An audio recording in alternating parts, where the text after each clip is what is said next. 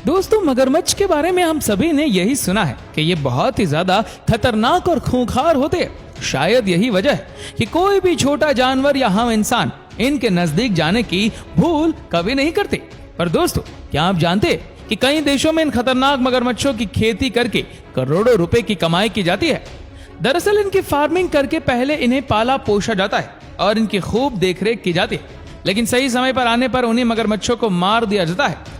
आपकी जानकारी के लिए बता दें कि ये थाईलैंड में 1000 से ज्यादा क्रोकोडाइल फार्म है, जिसमें 12 लाख से ज्यादा मगरमच्छ रहते हैं। जी हाँ, सही समय आने पर इन सभी मगरमच्छों को मार दिया जाएगा और इनसे लाखों करोड़ों रुपए कमा लिए जाएंगे। हम जानते हैं कि इनकी फार्मिंग के बारे में जानने के लिए आप सभी उत्सुक हैं, तो चलिए इस स्पेशल वीडियो में जानते हैं कि कैसे इंसानों ने इन बेजुबान जानवर को अपना जरिया बना लिया। चलिए दोस्तों, मगरमच्छ की खेती के बारे में जानने से पहले मगरमच्छ की कुछ मुख्य बातें जान लेते हैं। मजबूत जबड़े और उबड़ खाबड़ शरीर वाला ये जानवर इतना फुर्तीला होता है कि पल भर में ही शिकार को खत्म कर सकता है। मगरमच्छ देखने में बहुत खूंखार और डरावना लगता है। शायद यही वजह है कि इसके पास जल्दी कोई जाता नहीं।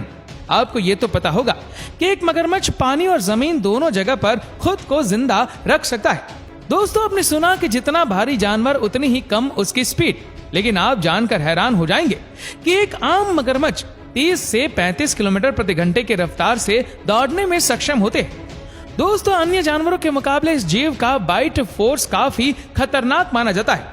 कहा जाता है कि अगर एक मगरमच्छ ने अच्छे से आपको मुंह में दबोच लिया तो आपकी मौत होना निश्चित हो ही जाती है, क्योंकि इनकी बाइट फोर्स 5000 पाउंड पर स्क्वायर इंच होती है और इसकी इसी बाइट फोर्स की वजह से मगरमच्छ को दुनिया के सबसे खतरनाक शिकारी जानवरों की लिस्ट में रखा जाता है। आपको बता दें कि एक मगरमच्छ 100 सालों तक जिंदा रह सकता है, लेकिन मोस्टली ऐसा नहीं होता, क्योंकि अधिकतर मगरमच्छ बिन मौत ही मार दिए जाते हैं। चलिए अब क्रोकोडाइल फार्मिंग यानी कि मगरमच्छ की खेती के बारे में जानते हैं। मगरमच्छ की पाचन शक्ति के बारे में जानकर आप ये तो समझ गए होंगे कि ये कितने खतरनाक होते हैं, लेकिन इसके बावजूद भी कई ऐसे देश हैं जो अपने देश में क्रोकोडाइल फार्मिंग की इजाजत देते हैं, जैसे अमेरिका, ऑस्ट्रेलिया। पर आपको बता दें कि थाईलैंड में मगरमच्छ की स्किन से बने प्रोडक्ट्स और इसके मांस का व्यापार बड़े ही दमदार तरीके से किया जाता है और थाईलैंड इकलौता ऐसा देश है जहां पर 1000 से ज्यादा क्रोकोडाइल फार्म मौजूद है। रिपोर्ट के मुताबिक हर साल यहाँ 12 लाख मगरमच्छ को मार दिया जाता है। अगर हम वर्तमान समय की बात करें तो यह बिजनेस तेजी से ग्रो कर रहा है। यह बिजनेस इतना बड़ा है कि आज इसमें मुनाफा ही मुनाफा है। और जैसा कि हमने आपको बताया कि इकलौते थाईलैंड में 1000 से ज्यादा क्रोकोडाइल फार्म है, तो इसका मतलब ये हुआ कि हर कोई बस इसी धंधे में जाना चाहता है।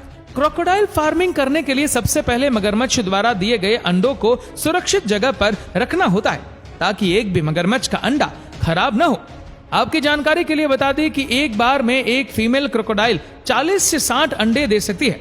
मादा मगरमच्छ के अंडे देने के बाद इन्हें लगभग 80 दिनों तक इंक्यूबेट किया जाता है। आपको बता दें कि इंक्यूबेट एक ऐसा प्रोसेस है जिसमें जानवरों के अंडों को जल्दी विकसित किया जाता है, ताकि अंडों में मौजूद बच्चे अपने आप ही अंडों से बाहर आ जाए।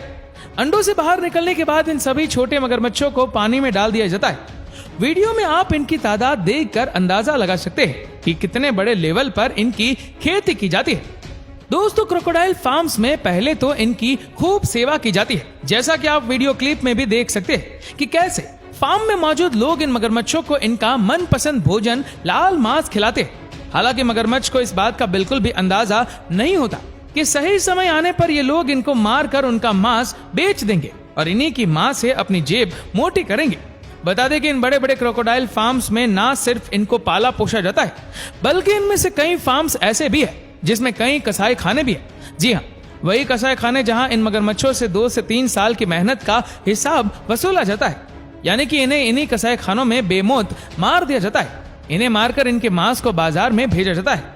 हमारे और आपके लिए ये बात चौंकाने वाली है, लेकिन सच यही है कि क्रोकोडाइल फार्म को चलाने के लिए मालिक का यही टारगेट होता है कि हर साल ज्यादा से ज्यादा मगरमच्छ को मारा जाए।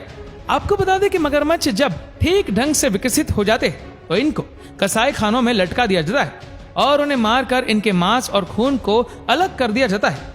मगरमच्छ के जरूरी अंगों के हिसाब से इसके मीट को पैक करके मार्केट में रवाना कर दिया जाता है और इसके अलावा मगरमच्छ की जो खाल यानी कि चमड़ा होता है उससे अच्छे से साफ करके लग्जरी गुड्स बनाने वाली कंपनी को बेच दिया जाता है। फिर वो बड़ी बड़ी कंपनियां मगरमच्छ की खाल से जूते, पर्स, बेल्ट और बैग बनाकर उन्हें महंगे दामों पर बेचते हैं। आप सुनकर चौंक जाएंगे कि क्रोकोडाइल की खाल से बने प्रोडक्ट्स जैसे हैंडबैग और जैकेट्स बहुत ही ऊंचे दामों पर इंटरनेशनल मार्केट में बिकते हैं। पूरी दुनिया में इसके स्किन से बने प्रोडक्ट्स की काफी डिमांड है। अंतरराष्ट्रीय बाजार में क्रोकोडाइल के चमड़े से बने बैग की कीमत हजारों लाखों की होती है और वहीं इसकी खाल से बनी जैकेट का मूल्य करीब 4 लाख तक होता है। अब अगर इनके मीट के दामों की बात करें तो इसका मीट 500 से 600 रुपए किलो तक बिकता है। इसके अलावा हमने आपको बताया था कि इनको लटकाकर इनके खून और मीट को अलग कर लिया जाता है। तो दोस्तों, इनके खून और शरीर के कुछ जरूरी अंगों से बड़ी बीमारियों को दूर करने के लिए दवाई में मिलाया जाता है। इसलिए मगरमच्छ के 1 लीटर खून का दाम 1000 रुपए तक होता है। आप सुनकर हैरान हो जाएंगे कि इस धंधे में मुनाफा कमाने के लिए पहले खूब पैसा इन्वेस्ट किया जाता है, जैसे कि क्रोकोडाइल फार्मिंग करने के लिए सरकारी लाइसेंस। इसके अलावा मगरमच्छों को संरक्षण देने के लिए बहुत बड़े एरिया की जरूरत होती है और शुरुआत के 3 से 4 सालों तक इनके पालन पोषण में खूब पैसा इन्वेस्ट किया जाता है। लेकिन एक बार धंधा जम जाने के बाद मानो पैसों की बरसात होती है, क्योंकि मार्केट में इनके मीट और इनसे बने उत्पादों की खूब डिमांड होती है। चलिए दोस्तों, अब बात करते हैं कि आखिर कैसे और कब क्रोकोडाइल फार्मिंग की शुरुआत हुई। आखिर इसका इतिहास क्या है? इस धंधे के इतिहास की बात करें तो हम इंसान आज से नहीं बल्कि कई सालों से मगरमच्छ के मीट और इसके चमड़े के लिए इनका शिकार कर रहे। इसका सबसे पहले कमर्शियल उपयोग 1800 के दशक में उत्तर अमेरिका में किया गया।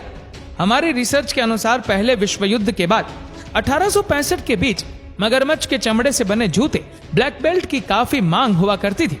सुनकर चौंक जाएंगे कि उस समय भी मगरमच्छ की इतनी मांग थी कि उस वक्त अमेरिका के कई कसाई खानों में हजारों मगरमच्छों का शिकार करके इनके मीट और स्किन को अलग किया जाता था।